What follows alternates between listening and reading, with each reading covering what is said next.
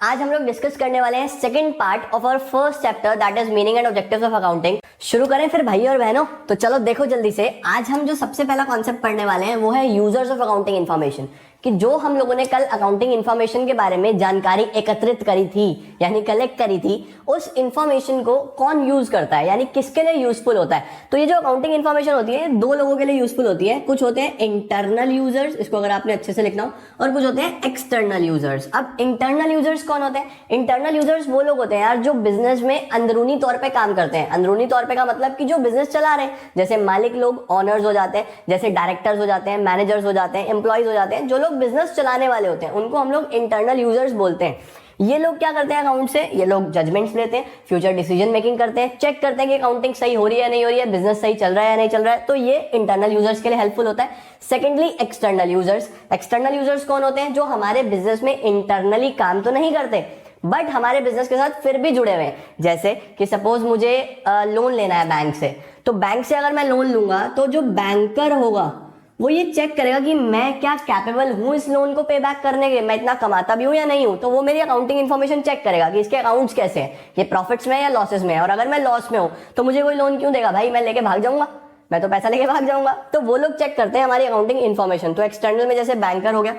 Similarly अगर हमें किसी से उधार में सामान खरीदना है तो हम लोग उसको क्या बोलते हैं? भाई सामान दे दो, पैसा थोड़े टाइम में दे देंगे। तो कोई भी ऐसे ही क्यों देगा मुझे उधार में सामान? तो ये जिससे उधार में सामान लेते हैं इसको हम लोग बोलते हैं क्रेडिटर, जिसको हमने पैसा देना होता है। तो ये भी मैं आपको अभी नेक्स्ट वीडियो में जब बेसिक अकाउंटिंग टर्म समझाऊंगा तब ये सारी टर्म्स हम डिस्कस करेंगे। अभी आप ये समझ लो कि जिसको फ्यूचर में पैसा देना होता है उसको बोलते हैं क्रेडिटर।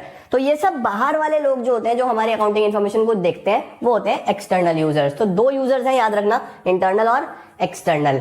अब देखते हैं हम लोग एडवांटेजेस ऑफ अकाउंटिंग की। ये जो हमने अकाउंटिंग करी है, ये जो हमने प्रॉफिट लॉस सारी रिकॉर्डिंग, क्लासिफाइंग, समराइजिंग, रिपोर्टिंग करी है, इस अल्टीमेटली सिस्टम का एडवांटेजेस क्या क्या होते हैं, फायदे क्या क्या होते हैं। तो जो सबसे पहला फायदा होता है वो होता है मैनेजमेंट। देखो यार, मैंने आपको कल भी बताया था कि जब हमारे पास एक प्रॉपर वेल डिफाइंड सिस्टम होता है तो हम लोगों के लिए फ्यूचर में चीजों को मैनेज करना आसान हो जाता है। जैसे मुझे दिखा कि सपोज 2018 में मैंने कमाए थे 9 लाख रुपीस और 2019 में जो मेरी पॉलिसीज थी वो बहुत अच्छी रही, तो मैंने इस साल अर्न करे 2 लाख रुपीस। तो अब 2020 की जो मैं प्लानिंग करूंगा वो इसकी मदद से कर सकता हूं कि हाँ 2019 में बढ़िया सिस्टमैटिक सिस्टम रहा, इस वजह से मैंने काफी पैसा कमाया, तो 2020 में भी मैं इसी पे बेस्ड प्लान्स बना सकता हूं। तो जो अकाउंटिंग होती है वो मदद करती है बिजनेस को मैनेज करने में। Secondly it provides complete and systematic record. हमें एक सिस्टमैटिक वे में चीजों को दिखाती है कि हम लोग हमें कंफ्यूजन नहीं रखना होगा कोई भी, हमें सब कुछ एक वेल मैनर्ड वे में, अरेंज्ड वे में मिल जाएगा। Third, it enables comparative study. जैसे मैंने यहाँ पे क्या करा, कंपैरिजन ही तो करा 18 का, 19 का, 20 का। तो ये कंपैरिजन सिर्फ तभी पॉसिबल है अगर मेरे पास एक सिस्टमैटिक वे में रिकॉर्ड हो, एक मेरे पास अकाउंट्स मेंटेन्ड हो।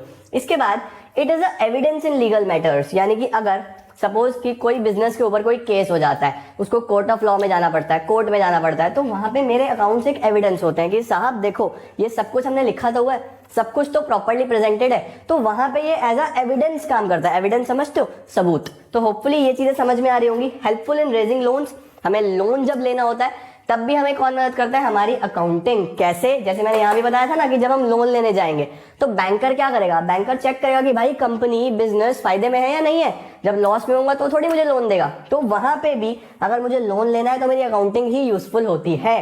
Next is it facilitates sale of a business. अगर मुझे बिजनेस को बेचना है, देखो जैसे मैं सहारनपुर से हूँ तो सहारनपुर में हमारे यहाँ बहुत पॉपुलर बहुत सारी दुकानें होती हैं। तो सपोज हमारे यहाँ पे एक स्वीट शॉप है 5 स्टार। तो सपोज मुझे 5 स्टार का बिजनेस परचेज करना है, मैं ये चाहता हूं कि ये दुकान मेरी हो जाए। तो अब इस दुकान को मैं कैसे खरीदूं, कितने का खरीदूं? तो जो वैल्यू होगी ना, इसकी वैल्यू कैसे पता चलेगी मुझे? वो वैल्यू सिर्फ अकाउंट्स दिखाने वाले हैं कि अकाउंट से चेक करके पता चलेगा कि इसके पास कितनी प्रॉपर्टीज हैं, कितनी इस दुकान में गुड्स हैं यानी सामान है, तो वो सब की वैल्यू मुझे अकाउंट्स देगा। तो अगर किसी को अपना बिजनेस सेल करना है और किसी को वही बिजनेस खरीदना है, परचेज करना है, तो इन दैट केस उसकी प्रॉपर वैल्यू लगाने में कौन मदद करता है? अकाउंटिंग। तो होपफुली आपको ये सारे एडवांटेजेस समझ में आ गए होंगे। आगे बढ़ते हैं लिमिटेशंस की तरफ। अब देखो यार, अगर किसी चीज के फायदे होते हैं तो नुकसान होते हैं। आप में भी बहुत सारी अच्छी हैबिट्स होंगी और कोई ना कोई बुरी हैबिट भी होगी। अब कमेंट में बताना जरूर कि कौन कौन सी अच्छी हैबिट्स हैं, बुरी मत बताना। तो लिमिटेशंस ऑफ अकाउंटिंग में क्या क्या कमियां हैं अकाउंट्स में? Number 1, influenced by personal judgement. Influenced by personal judgement क्या होता है कि यहाँ पे अकाउंटिंग में ना आप समझो, मैंने आपको कल भी बताया था, it is an art as well as science. अब जो साइंस होता है वो बिल्कुल वेल डिफाइंड होता है, सब जगह सेम होता है, लेकिन आर्ट में कहीं ना कहीं हर किसी की एप्लीकेशन अलग हो जाती है। सिमिलरली अकाउंट्स में भी एक जजमेंट का बहुत फर्क पड़ता है कि जो अकाउंट्स बनाने वाले हैं, अकाउंट्स में बहुत सारे एजम्पशंस लेने पड़ते हैं, बहुत सारी चीजों को एज्यूम करना पड़ता है, क्योंकि फ्यूचर का हमें क्या पता। आपने सपोज एक कार परचेज करी, आपने एक कार बाय करी और आपको बुक्स में लिखना है कि ये कार कितने साल तक बिजनेस में रहेगी, तो मैं एज्यूम ही तो करूंगा ना। हो सकता है मुझे लगेगी कार 10 साल चलेगी, आपको लगेगी कार 5 साल चलेगी, तो हर किसी का अलग अलग एजम्पशन हो सकता है। तो इन दैट केस अकाउंट्स में वैल्यूज भी अलग अलग लिखी जाएंगी। अब सपोज कार की वैल्यू 10 लाख थी और मेरे अकॉर्डिंगली वो 10 साल चलेगी, तो यानी कि पर ईयर 1 लाख का खर्चा मैं लिख सकता हूं। और अगर किसी को लग रहा है कि 5 साल चलने वाली है तो वो पर ईयर 2 लाख के हिसाब से कैलकुलेट कर सकता है। तो in that case influenced by personal judgement एक बहुत बड़ी लिमिटेशन हो जाती है अकाउंटिंग की, क्योंकि हर किसी के हिसाब से आंसर तो अलग अलग आ रहा है, तो ये कहीं ना कहीं एक लिमिटेशन हो जाता है। दूसरा, इनकम्प्लीट इन्फॉर्मेशन। इनकम्प्लीट इन्फॉर्मेशन का मतलब यही होता है, इस पॉइंट में लिखा हुआ है कि जो अकाउंटिंग में हम लोग प्रॉफिट एंड लॉस निकालते हैं वो हर साल में निकालते हैं। ये भी चीज हम आगे पढ़ेंगे कि हम एक साल यूज करते हैं, जबकि आप ये समझ लो फिलहाल कि हम लोग एक टर्म के बाद निकाल लेते हैं। अब वो टर्म 6 मंथ्स भी हो सकता है, 1 ईयर भी हो सकता है, जनरली 1 ईयर होता है। तो हम लोग जो 1 ईयर का टर्म लेते हैं वो क्या प्रॉपर कंप्लीट इंफॉर्मेशन दे रहा है। अगर मैंने बिजनेस आज शुरू करा है और पहले साल में मैं प्रॉफिट में हूं, तो जरूरी नहीं है कि मैं जिंदगी भर प्रॉफिट में ही रहने वाला हूं। एक्चुअल प्रॉफिट या लॉस तो तब पता चलेगा जब मेरा बिजनेस बंद होगा। भाई नई नई दुकान पे तो हर कोई आना पसंद करता है ना। जब आप नई शॉप खोलोगे तो कस्टमर्स बहुत सारे आएंगे, लाइन लगा के आएंगे, आपके रिलेटिव्स भी आएंगे, कुछ ना कुछ लेके जाएंगे। तो अकाउंटिंग कहीं ना कहीं जो इन्फॉर्मेशन प्रोवाइड करता है वो इनकम्प्लीट होती है, कंप्लीट नहीं होती। इसके बाद omission of qualitative information. Omission का मतलब होता है गाइस भूल जाना। हम लोग भूल जाते हैं या रिकॉर्ड नहीं करते हैं किसको, क्वालिटेटिव इन्फॉर्मेशन। अब 2 तरीके की इन्फॉर्मेशन होती हैं, एक क्वांटिटेटिव जो क्वांटिटी में होती है, नंबर्स में होती है, और एक क्वालिटेटिव।